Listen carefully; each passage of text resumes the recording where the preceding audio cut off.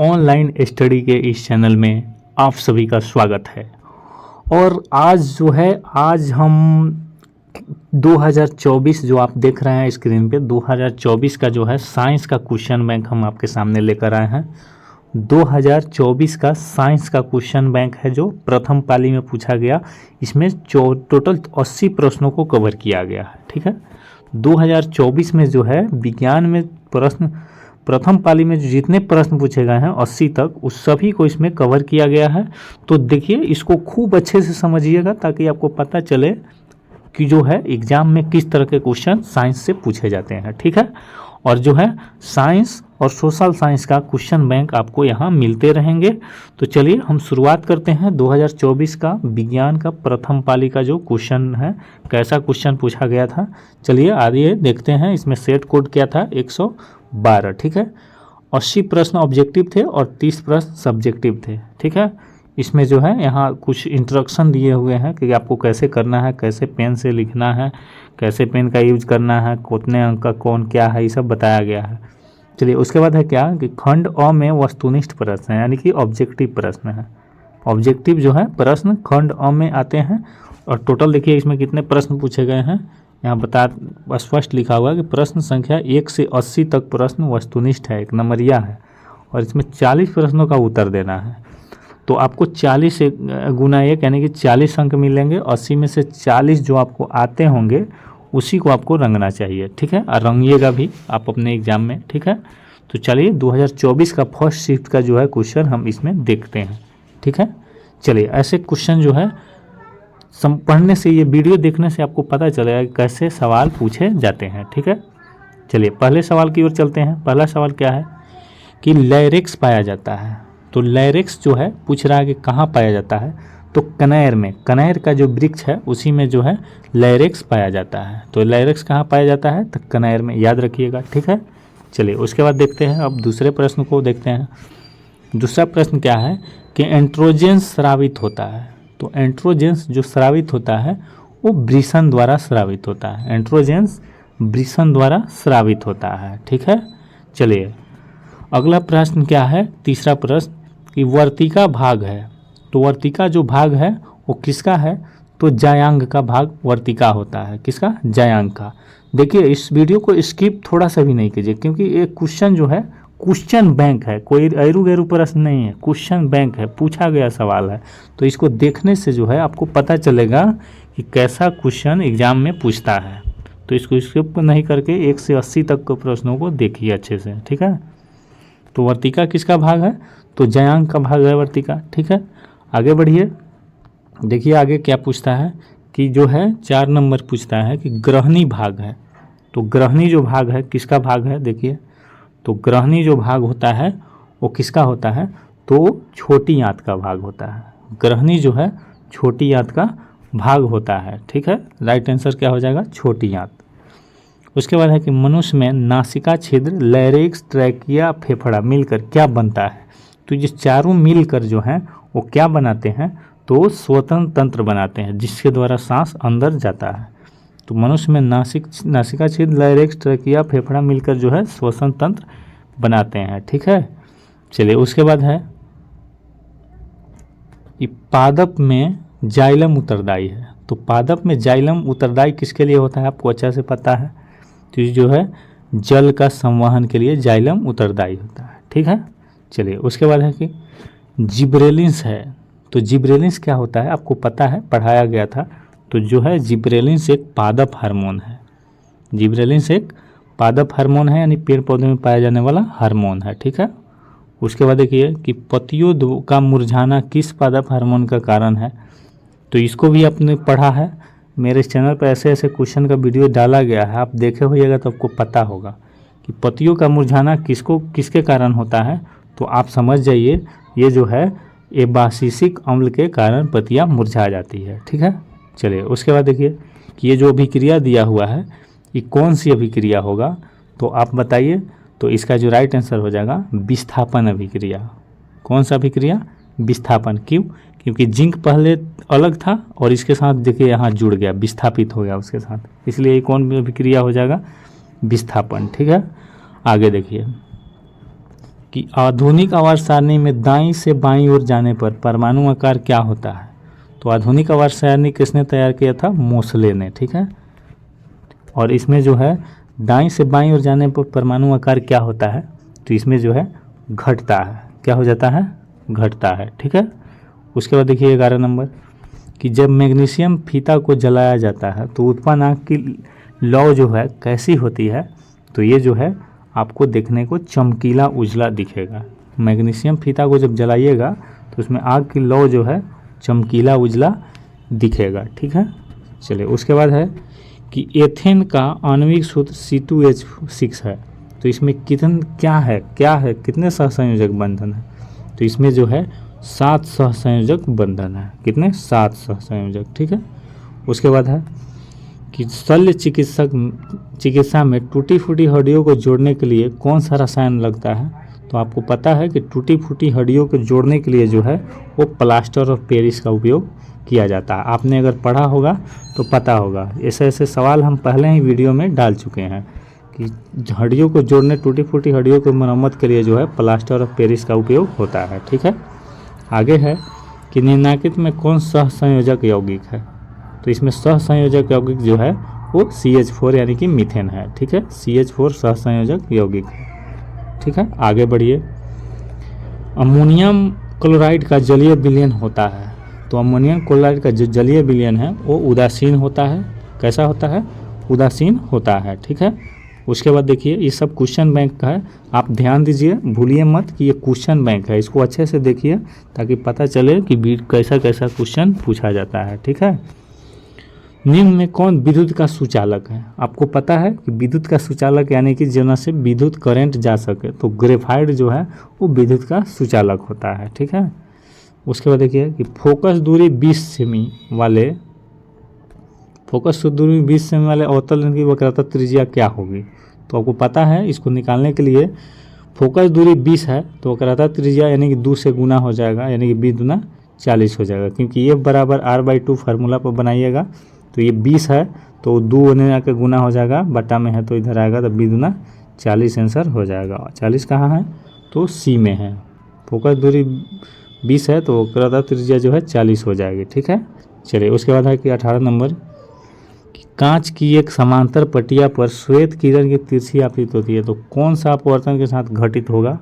तो ये जो है आप समझ जाइए कि ये जो है सभी हो जाएगा, वन विक्षेपण भी, परावर्तन भी और विचलन सभी के कारण ऐसा गुण पाया जाएगा, ठीक है। सभी हो जाएगा, ज़्यादा सभी आंसर ही होता है। आपके एग्जाम में भी अगर आए ऑप्शन रहे सभी, तो सभी ही मारिएगा क्योंकि ज़्यादा वही आंसर होता है, ठीक है। चलिए उसके बाद है कि घरेलू विद्युत परिपथ में उदासीन तार का रंग कैसा होता है।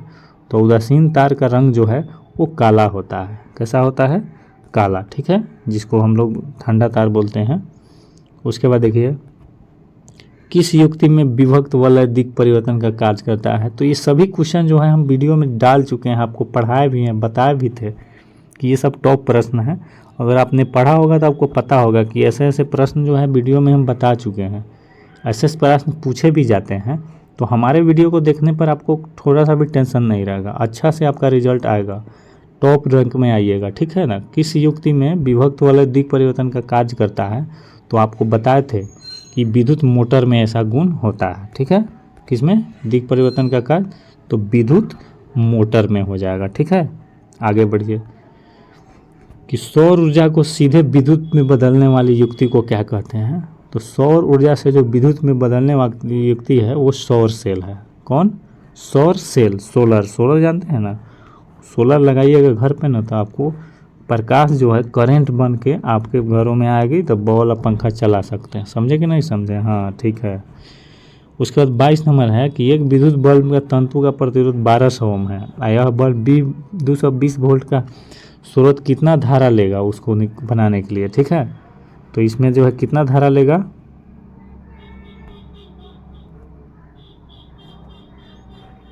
तो इसको जो है इसको कितना धारा लेगा पूछ रहा है। तो इसमें जो है 0.18 एम्पियर धारा लेगा, ठीक है। इसको जब बदलिएगा तो आंसर आ जाएगा, ठीक है। उसके बाद है कि एक सेल का विद्युत वाहक बल इतना है, यानी कि 1.5 वोल्ट है, और 1 कूलम आवेश गुजारने पर चार्ज कितना होगा। तो इसका जो आंसर हो जाएगा वो 1.5 होगा। कितना? 1.5, क्योंकि एक कूलम ना है तो उसमें गुना कीजिएगा तो उतना ही ना होगा। चलिए उसके बाद है कि इंद्रधनुष रंगीन क्यों होता है। तो इंद्रधनुष आप देखते होइएगा वर्षा के समय बारिश जब होता है ना तो इंद्रधनुष आकाश में निकलते हैं। तो रंगीन क्यों होता है? तो आप जानते हैं कि इंद्रधनुष जो रंगीन होता है वो जल के कण द्वारा सूर्य प्रकाश जो है ना वन विक्षेपित हो जाता है। यानी कि बारिश के समय जो बूंदवा पड़ते रहता है ना उस पर प्रकाश पड़ने के बाद विक्षेपित मतलब अलग अलग बदल जाता है सब 7 रंग में, इसीलिए वो रंगीन होता है। ठीक है। उसके बाद 25 नंबर देखिए, 24 नंबर तक हम यहाँ देखें और 25 नंबर से देखिए कि जिन शब्द किसने प्रस्तुत किया। तो ये जो प्रश्न है आप पहले ही पढ़ चुके हैं, अगर नहीं पढ़े हैं तो समझिए आप मेरा वीडियो नहीं देखें, इसीलिए आप नहीं पढ़े हैं। ऐसा प्रश्न पहले ही बता दिया गया है वीडियो में। जिन शब्द किसने प्रस्तुत किया, तो जिन शब्द जो है वो जोहानसन ने प्रस्तुत किया था। किसने? जोहानसन ने। ठीक है। उसके बाद देखिए कि निम्नलिखित में से किसे द्विखंडन नहीं होता है। तो द्विखंडन जो है आप समझिए कि ईस्ट में नहीं होता है, ये बहुखंडन है, ये द्विखंडन ईस्ट में नहीं होगा। ठीक है। उसके बाद है कि पराग कण निम्न में से किसके अंदर बनते हैं। तो पराग कण जो है वो आपको पराग कोश में बनते हैं, पराग कण पराग कोश में बनते हैं। ठीक है। चलिए उसके बाद है कि रुधिर चाप नियंत्रित होता है। तो रुधिर चाप जो नियंत्रित होता है वो एड्रीनल द्वारा होता है। किसके द्वारा? एड्रीनल द्वारा। ठीक है। उसके बाद आगे बढ़िए कि कौन सी बीमारी श्वसन तंत्र से संबंधित है। तो निमोनिया आपको वीडियो में हम बताए थे, आप वीडियो को पूरा मेरे इस चैनल के वीडियो को देखिएगा तो आपको सबसे अच्छा जो रिजल्ट मिलने वाला है। ठीक है। तो आप वीडियो पर विजिट करके सभी को देखिए और तब जाकर इस सेट मारिए जो आपका क्वेश्चन बैंक है 2024 का। इसमें से आराम से आपको 60 से 70 प्रश्न मिलेंगे 80 में से। ठीक है, अगर मेरे इस वीडियो को देखे रहिएगा तो कौन सी बीमारी श्वसन तंत्र से है? तो निमोनिया जो है श्वसन तंत्र से संबंधित है। ठीक है। आगे है कि रक्त में शर्करा का स्तर नियंत्रित कौन करता है। तो आपको इस सब वीडियो में जो है मिल जाएगा। इंसुलिन जो है रक्त में शर्करा के स्तर को नियंत्रित करता है। कौन? इंसुलिन। ठीक है। और उसके बाद है कि मानव शरीर में सबसे लंबी कोशिका कौन है। तो ये भी जानते हैं आप कि मानव शरीर में सबसे लंबी जो कोशिका होती है वो तंत्रिका कोशिका होती है। ठीक है। कौन हो जाएगा? तंत्रिका कोशिका। ठीक है। उसके बाद है कि मुख गुहा में आहार का कौन सा भाग पाचन होता है, यानी कौन सा भाग का पाचन होता है। तो इसको जान जाइए, इसमें जो है कार्बोहाइड्रेट का पाचन होता है, वहीं टूट टूट कर छोटे छोटे भागों में बचता है। ठीक है। उसके बाद खड़िया का रासायनिक सूत्र है। तो खड़िया का जो रासायनिक सूत्र होता है वो CaCO3 होता है। खड़िया का रासायनिक सूत्र CaCO3 होता है। ठीक है। उसके बाद देखिए कि निम्नलिखित में से कौन सी धातु सर्वाधिक तन्य है, यानी कि सबसे अधिक तनाता है। कौन धातु? तो सोना।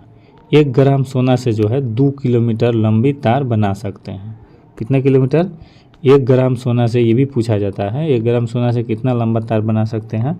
तो 2 किलोमीटर तार बना सकते हैं। तो कौन सी धातु सर्वाधिक तन्य है? तो वो सोना है। ठीक है। सर्वाधिक तन्य सोना है। ठीक है। आगे बढ़िए कि पेंटेन जिसका आणविक सूत्र C5H12 है कितने समयावधि संभव है इससे। तो इससे जो है आपको 3 समयावधि संभव हो सकते हैं। ठीक है। आगे है कि अभिक्रियाशील समूह बॉन्ड CO को कहते हैं। तो बॉन्ड CO जो होता है वो कार्बोनिक समूह का होता है। ठीक है। कार्बोनिल समूह का CO लिखा रहता है वो होता है। उसके बाद है कि कोई धातु ऑक्सीजन के साथ अभिक्रिया कर उच्च गलनांक वाला यौगिक बनाता है। तो यह जल के साथ कौन सा तत्व हो सकता है जो उच्च गलनांक वाला यौगिक बनाएगा? कौन हो सकता है? तो एक कैल्शियम हो सकता है। ठीक है। कौन हो सकता है? कैल्शियम। ठीक है। आगे बढ़िए कि मालाचाइट किस धातु का अयस्क है। तो मालाचाइट जो है आप जानते हैं कि Mg मैग्नीशियम होता है। Mg मतलब इसी का अयस्क मालाचाइट होता है। ठीक है। आगे बढ़िए कि जो लोहे पर जिंक परत लेपित करने की क्रिया को कहते हैं तो गैल्वेनीकरण। ये पढ़ चुके हैं आप, मेरे वीडियो देखे होइएगा तो पता होगा कि लोहे पर जिंक की परत लेपित करने को हम लोग गैल्वेनीकरण कहते हैं। आप पहले जानते ही हैं। तो इसको आराम से मार दीजिएगा, 80 में 40 आराम से आएगा। अगर मेरे चैनल का सभी वीडियो देख लीजिएगा तो आपको ऑब्जेक्टिव के लिए कोई टेंशन ही नहीं रहेगा, ठीक है। तो लोहे पर जिंक लेपित करने को गैल्वेनीकरण कहते हैं। उसके बाद है कि सिरका में कौन सा अम्ल पाया जाता है। देखिए यहाँ पूछ रहा है कि सिरका में कौन सा अम्ल पाया जाता है, तो सिरका में जो है वो एसिटिक अम्ल पाया जाता है। कथी होगा, सिरका में एसिटिक अम्ल पाया जाता है। अभी तो आपको 40 प्रश्न दिखे, इसमें 40 में से आपको कितने आते हैं आप कमेंट में बताइए, और आगे बढ़िए। अब 41 से फिर से शुरू करते हैं। तो 41 में है वायु का निरपेक्ष अपवर्तनांक वास्तव में होता है।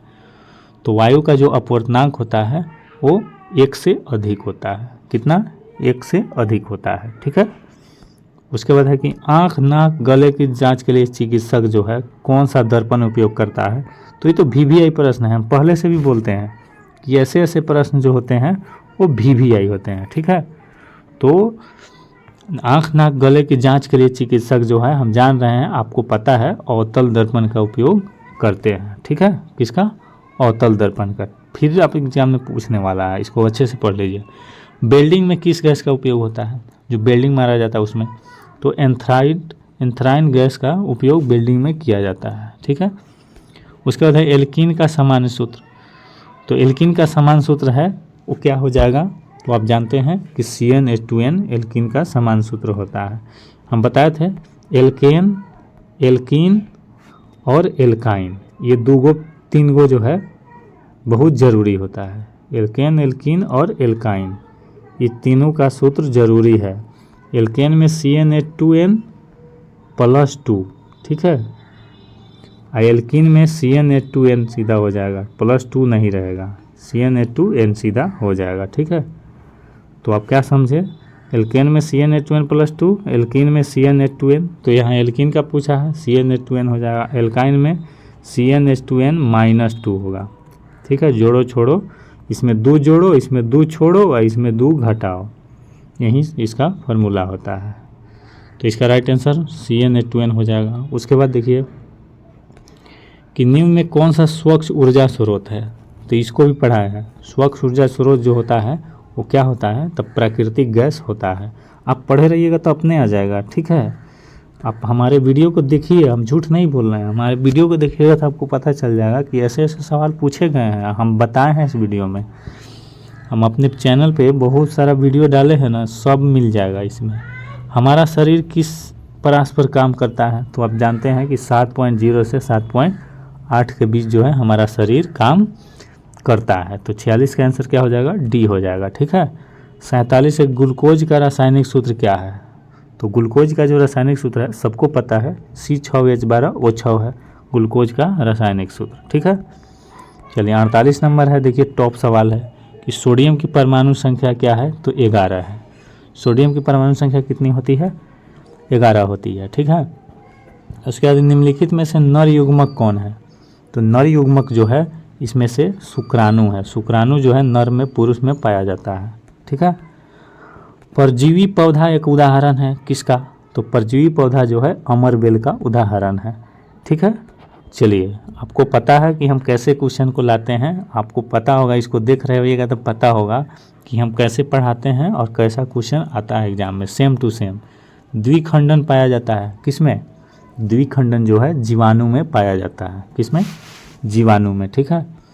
उसके बाद है कि अग्नाशय से कौन सा हार्मोन निकलता है, स्रावित होता है, तो आप जानते हैं कि अग्नाशय से जो है वो इंसुलिन स्रावित होता है, इंसुलिन, और इसकी कमी से मधुमेह रोग होता है, ठीक है। ये भी पूछा जाता है कि इंसुलिन की कमी से कौन सा बीमारी होता है, तो मधुमेह।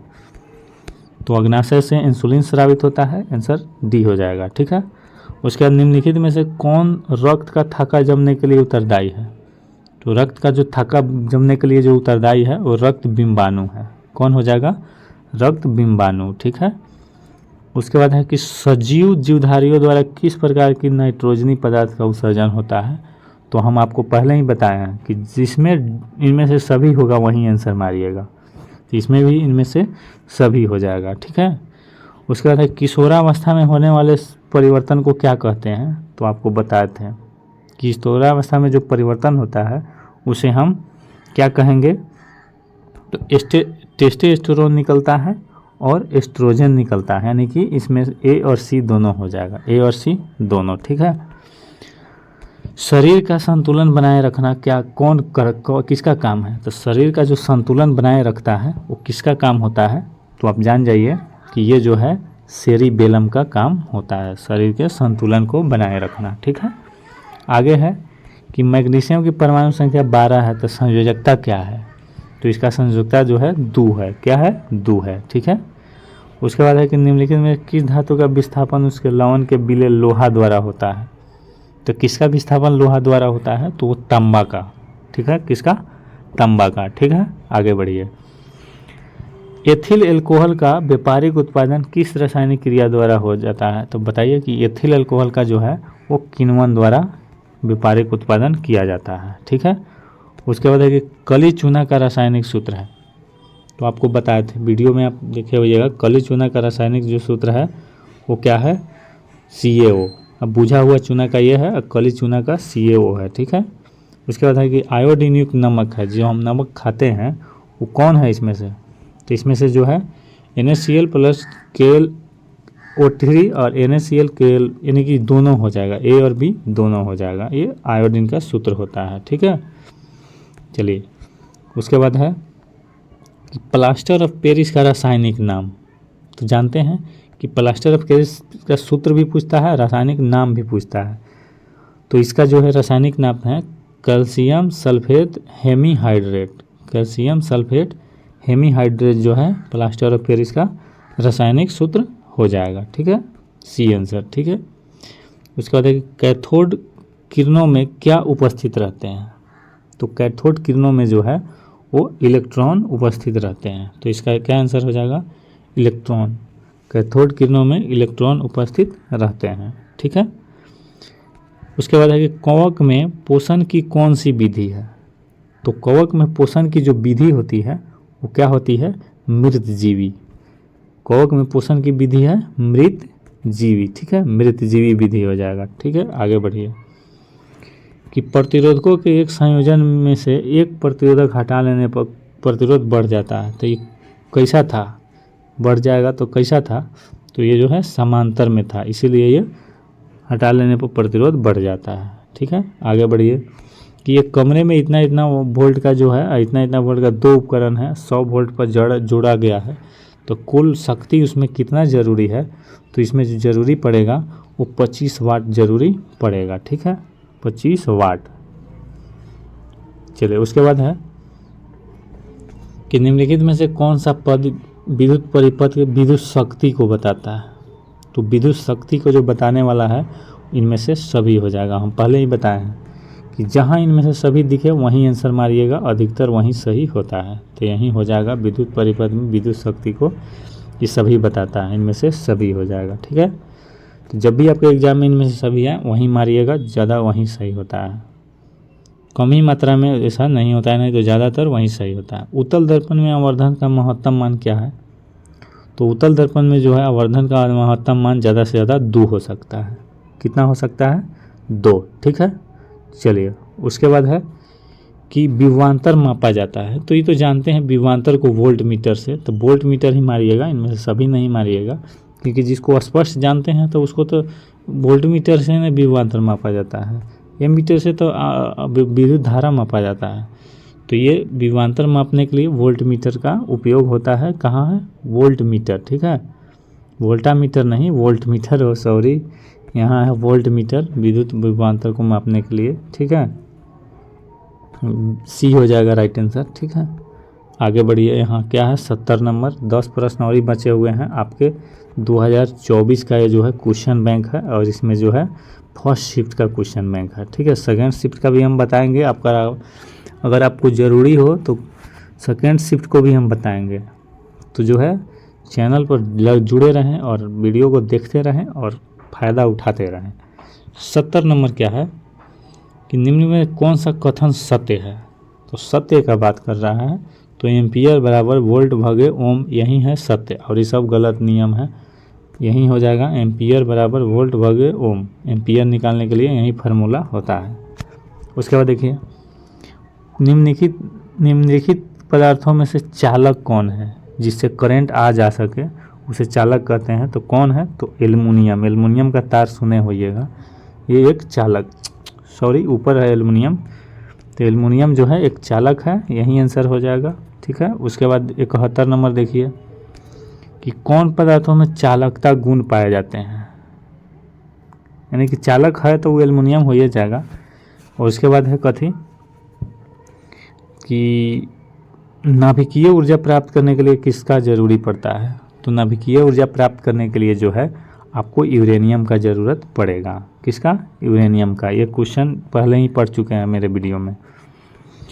निकट दृष्टि दोष को किसके द्वारा दूर करेंगे? तो निकट दृष्टि दोष को जो है वो अवतल लेंस से दूर करते हैं। किस लेंस से? अवतल लेंस से निकट दृष्टि दोष को दूर करते हैं। और वहीं दूर दृष्टि दोष रहता तो उत्तल लेंस होता है, उत्तल होगा, वो उत्तल। तो निकट दृष्टि दोष को किस लेंस से दूर करेंगे? तो अवतल लेंस से। ठीक है, उसके बाद है कि नेत्र में प्रवेश करने वाली प्रकाश का अधिकांश अपवर्तन कहाँ होता है?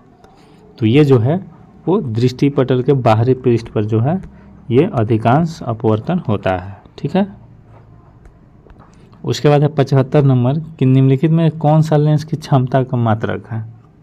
तो लेंस की क्षमता का मात्रक तो आप पहले ही पढ़े, डायऑप्टर होता है। लेंस की क्षमता का ऐसा ही मात्रक क्या होता है?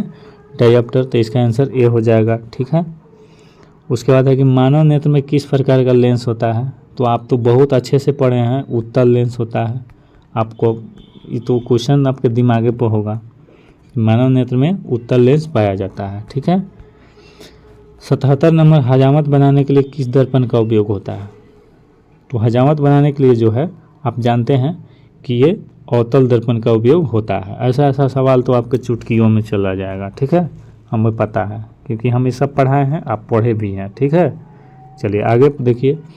किसी वस्तु का अवतल दर्पण द्वारा बना प्रतिबिंब जो है आभासी सीधा वस्तु से बड़ा है, तो वह कहाँ रहना चाहिए ताकि वो बड़ा होगा, सीधा होगा? तो इसका जो राइट आंसर क्या हो जाएगा? दर्पण के ध्रुव तथा मुख्य फोकस के बीच रहेगा, तो बड़ा दिखाई देगा, सीधा दिखाई देगा। ठीक है, 2 प्रश्न और हैं, देखिए यहाँ 79 नंबर प्रकाश की किरण को मोड़ने की क्षमता को क्या कहते हैं? तो प्रकाश की किरण को जो मोड़ने की क्षमता है उसे हम लेंस की क्षमता कहते हैं। क्या कहते हैं? लेंस की क्षमता। ठीक है, आगे बढ़िए। 80 नंबर है कि अवतल लेंस द्वारा प्राप्त प्रतिबिंब होता है। तो अवतल लेंस द्वारा प्रतिबिंब जो प्राप्त होता है वो कैसा होता है? तो छोटा भी हो सकता है, सीधा भी, आभासी भी, यानी कि इनमें से सभी आंसर हो जाएगा। ठीक है, आपको अगर इसका जो है क्वेश्चन का आंसर भी आपको दिया गया है, अगर सेट हम जब छपवा के देंगे तो आपको इसमें ये सब मिल जाएगा। ठीक है, अपने क्लास में हम सेट छपवा के देंगे, आप बच्चे प्राप्त कर सकते हैं। और अगर आपको व्हाट्सएप पे भी चाहिए तो आप कमेंट में अपना नंबर दीजिए, हम व्हाट्सएप पर भी इसका PDF भेज देंगे। ठीक है, चलिए मिलते हैं अगले वीडियो में ऐसे क्वेश्चन को लेकर सेकेंड शिफ्ट का। तब तक के लिए धन्यवाद।